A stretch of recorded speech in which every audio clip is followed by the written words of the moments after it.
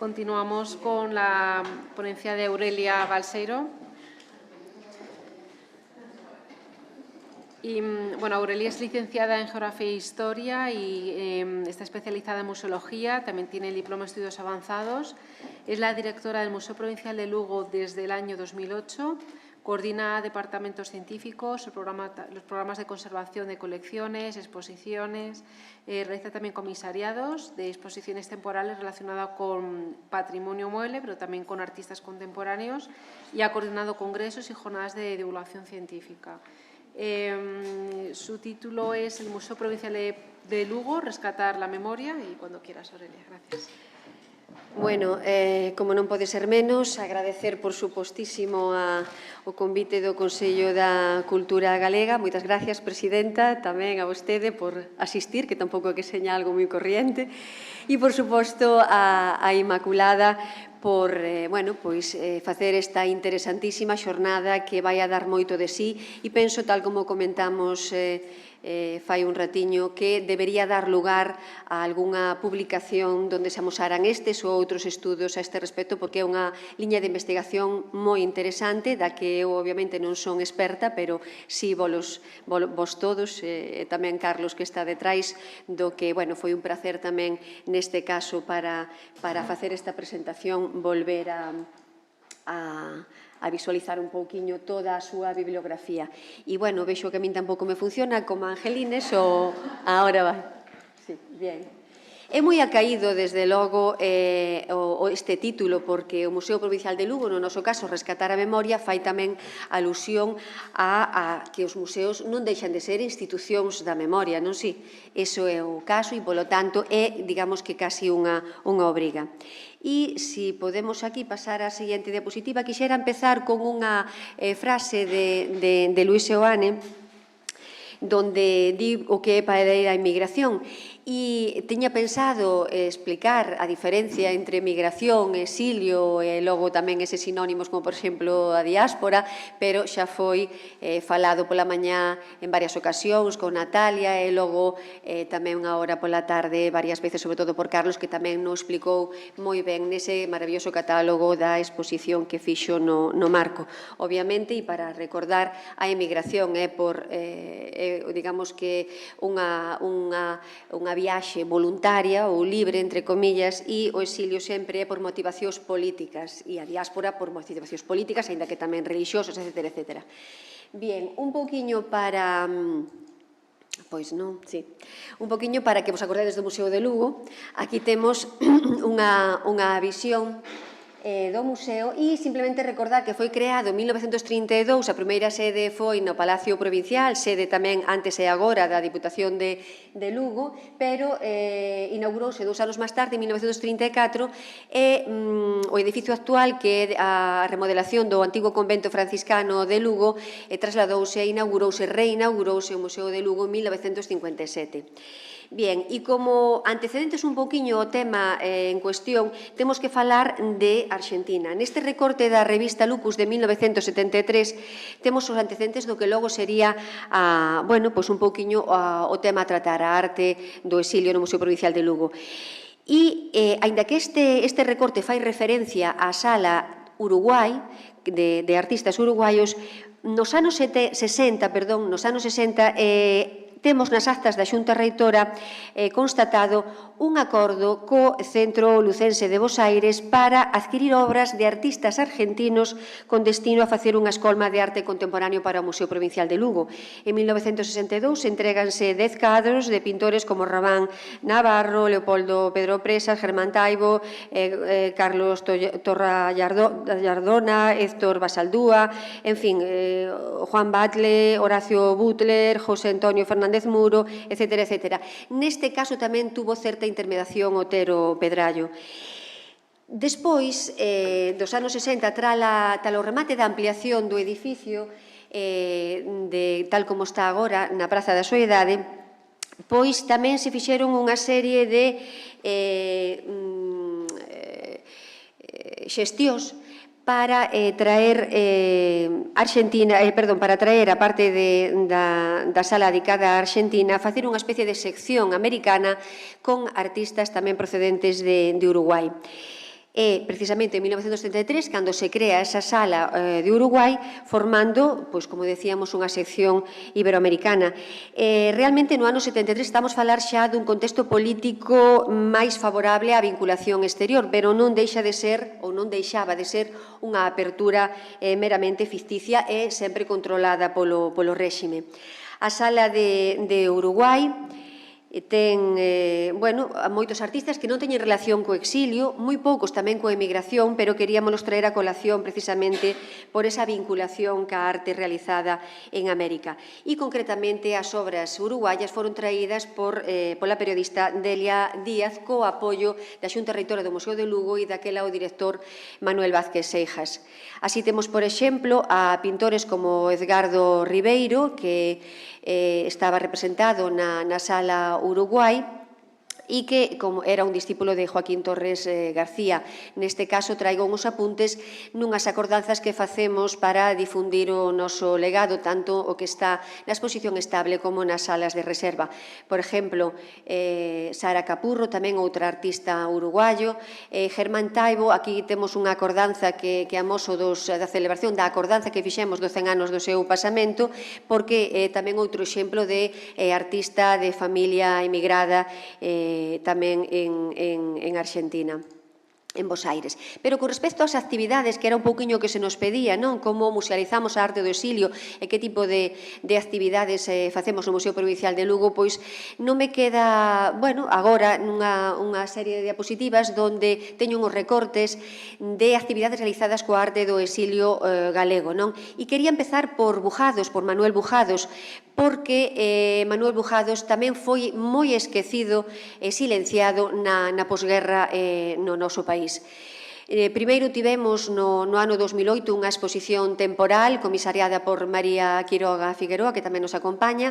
Logo incorporamos moitas obras súas que estaban no almacén na exposición estable, na permanente, no ano 2010. E logo, por exemplo, como vedes aquí, no ano 2014 tamén lle dedicamos outra acordanza con un cuadro que realmente é un cartel que se levou á exposición iberoamericana de Sevilla en 1929 e que se expón tamén no museo ao lado doutros dous que son realmente moi emblemáticos, están recentemente restaurados, promocionados, porque teñen, como digo, este de Manuel Bujados de Viveiro, e logo temos o de Suárez Couto de Mondoñedo, e temos tamén o de Camilo Díaz Baliño do Cebreiro.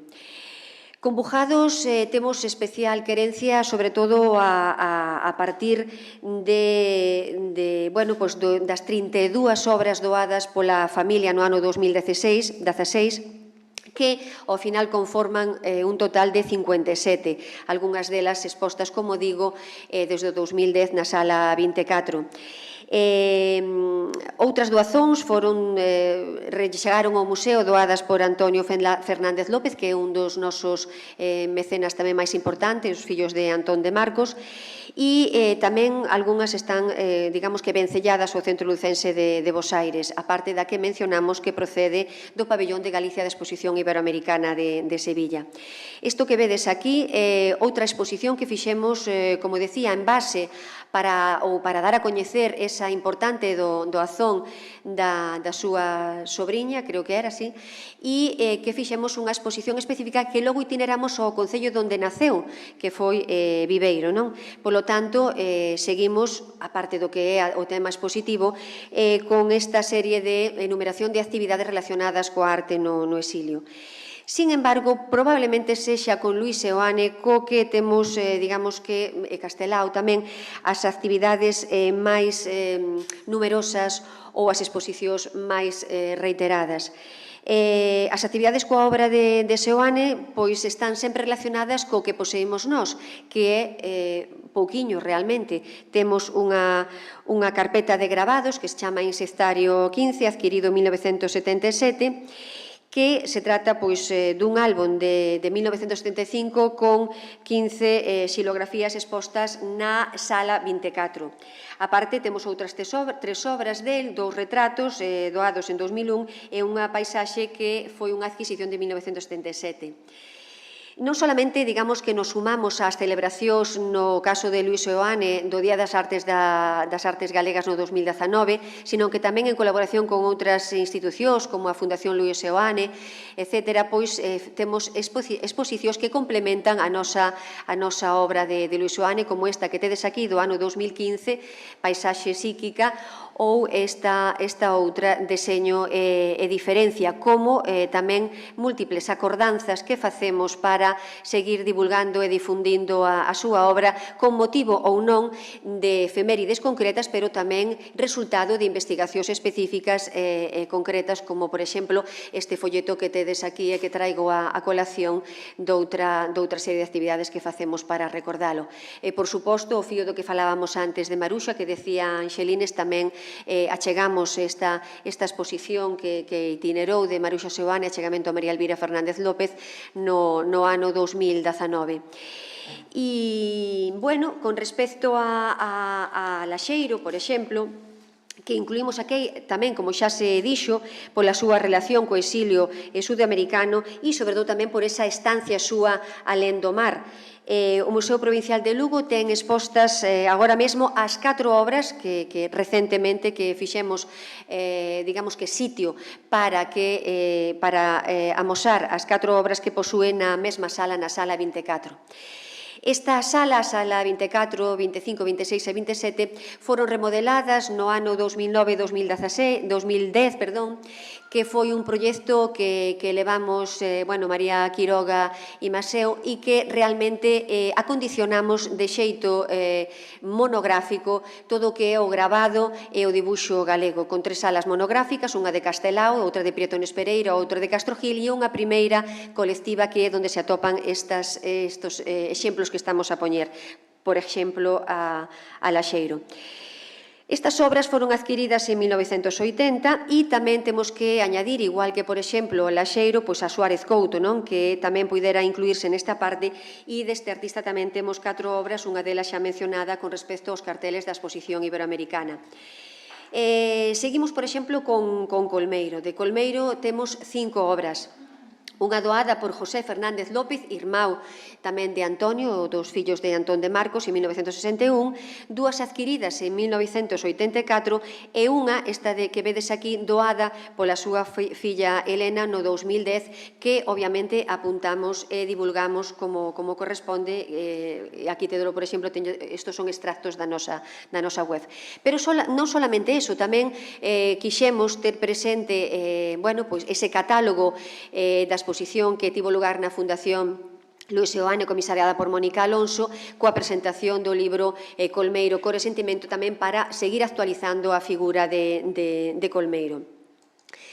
Pero non solamente as monográficas, temos que falar tamén das exposicións temporais colectivas, donde, pois, ao mellor temos, como neste caso, de debuxo e de gravado galego contemporáneo sobre mediados do século XX, donde incorporamos aos artistas do exilio cos artistas que se quedaron aquí e que estuveron coa súa produción artística na súa terra, para darlles o contexto necesario e o contexto obrigado que tiñan que ter, non?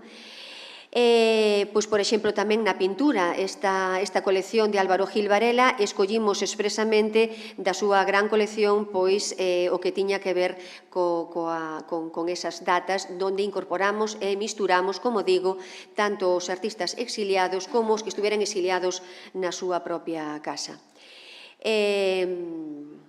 A ver como paso. Bien. Agora quería volver para atrás. Camilo Díaz Baliño. O traigo a colación porque foi un dos primeiros artistas, dentro dos artistas, un dos primeiros mártires polo seu asasinato aos inicios da Guerra Civil. E amosamos na exposición estable a súa única obra que temos del, que é esta que vedes aquí, o cartel que vos decía da exposición americana de Cebreiro. Pero non solamente eso, sino que tamén aproveitamos a facer actividades para lembralo, como, por exemplo, a presentación deste libro de Iria Friné, O legado pioneiro de Camilo Díaz Valiño, unha biografía artística. É dicir, que na nosa programación seguimos tendo moi presente todas estas cuestións. E logo, como non recordar ao seu carón, ao seu fillo, a Isaac Díaz Pardo, do que xa se falou, e habría moito máis que falar e que decir del, de toda a súa imprescindible, inabarcable,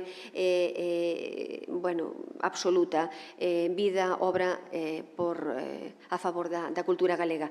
Pois, como digo, tamén é imprescindible no noso imaginario como principal promotor da recuperación da memoria dos artistas silenciados polo réximen ou tamén os exiliados e da creación, como xa se dixo, pero hai que insistir porque foi realmente un fito moi importante do Museo de Arte Contemporánea Carlos Masí de 1970 a través do Laboratorio de Formas, que obviamente foi creado tamén para exhibir obras deses artistas do pasado século que sufriron ou o exilio ou o esquecemento, non?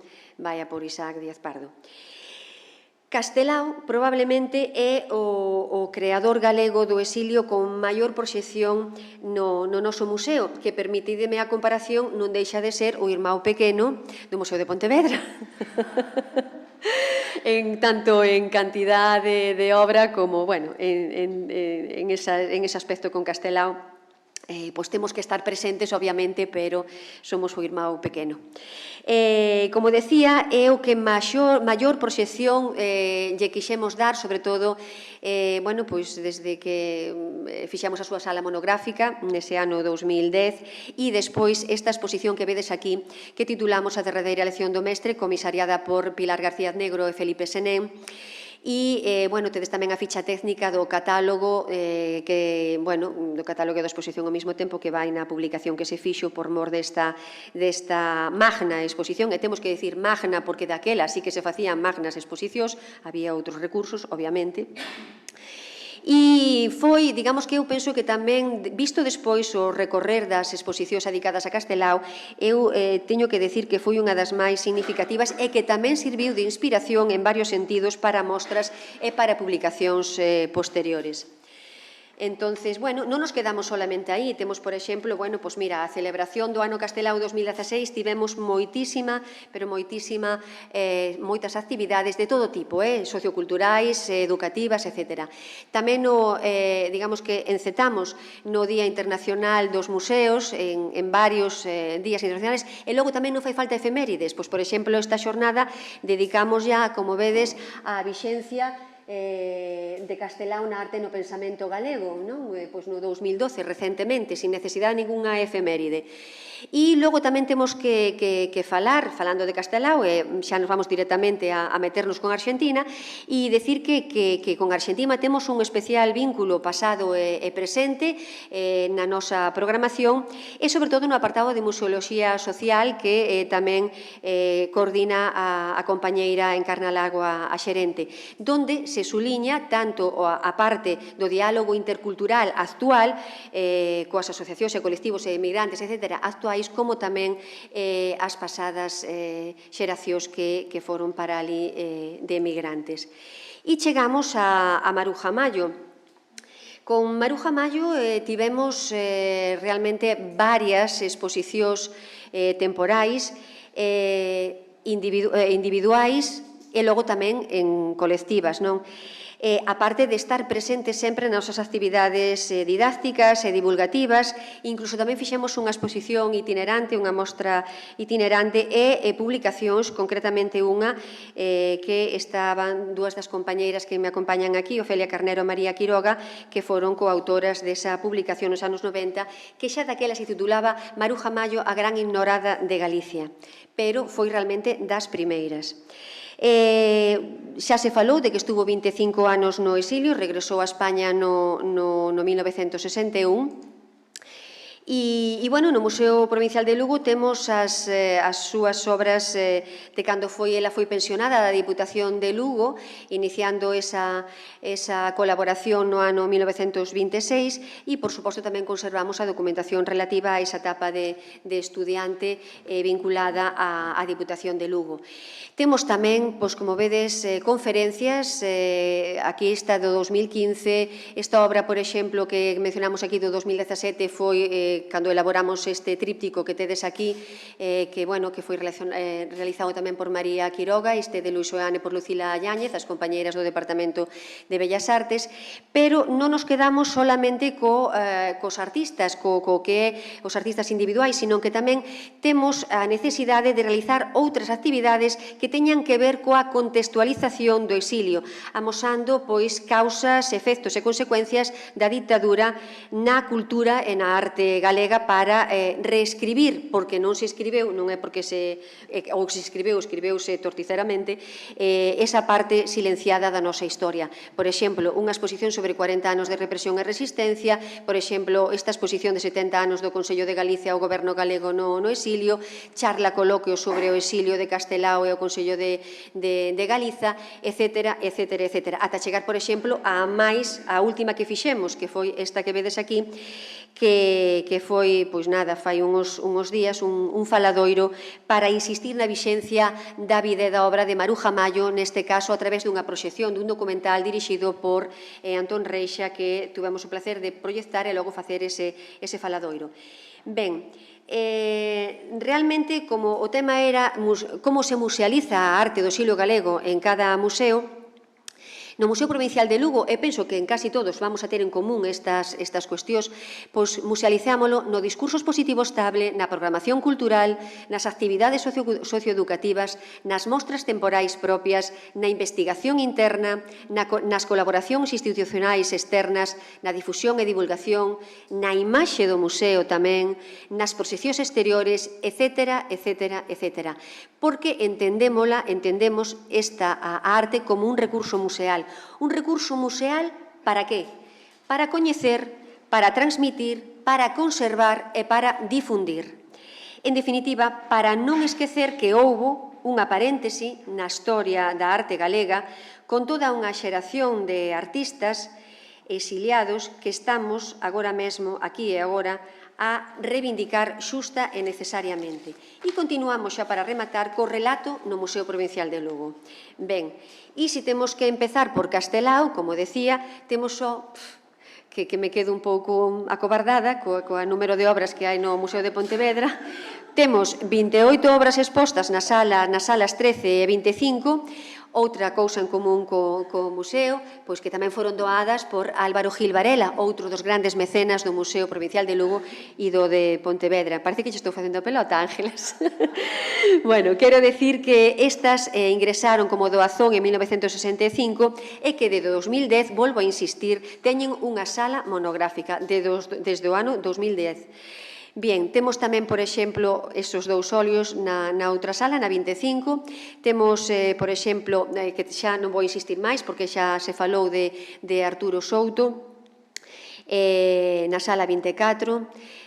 Logo de Seoane, o insectario do que falábamos, e de Manuel Bujados, que, como decíamos, está aquí ben representado na sala 24. Esta que vedes aquí é de Camilo Díaz Baliño, o de Cebreiro, e este é o de Bujados dos carteles da Exposición Iberoamericana. Pois, como decía, na sala 24 temos na colectiva de debuxo gravado galego, recuperados desde os anos mencionados, máis obras de Bujados para a exposición estable. Concretamente, estamos amosando 11 obras. Bien, Bujados realmente compre seguir insistindo no seu estudio e na súa investigación porque foi un artista absolutamente silenciado na posguerra. Continuamos con Colmeiro e de Colmeiro temos estas obras que vedes na sala 13 expostas. Xa mencionamos a Laxeiro na sala 24 e aproveito para decir que, bueno, do que é do grupo os novos expoñemos a Colmeiro, a Laxeiro e a Suárez Couto E, bueno, teñen en común esas características de misturar galeguismo e vanguarda. No caso de Laxeiro xa se falou ampliamente que emigrou a Argentina en 1952, pero Suárez Couto ou Maside xa se comentou tamén que podemos dicir que foron exiliados na patria, na propia patria. E continuamos con Maruja Mallo, porque temos 7 obras máis un exemplar da revista Homenaxe á Revista do Occidente, expostas 6 na Sala 13, na Sala de Vanguardas Históricas e Posguerra, e 2 foron adquiridas en 2020 e as outras procedentes da bolsa que se lle concedeu na Diputación, como decíamos, a finales dos anos 20. As obras de Maruja Mallo son as máis viaxeiras do noso museo, dado que, bueno, pois son moi prestadas ou moi solicitadas, non sempre prestadas, acotío para mostras temporais externas, como a que hai agora mesmo no Centro Cultural de la Villa de Madrid, onde sacamos unha exposición que lle chaman La Sin Sombrero, comisariada por Tania Balló, de onde sacamos agora estas últimas imaxes para rematar xa con unha moi breve reflexión, e é esta. Co exilio forzoso, 500.000 de persoas tiveron que alonxarse da súa terra, adaptarse a circunstancias adversas, mentras deixaban atrás unha absoluta damnatio memoriae. Moitas gracias. Ben,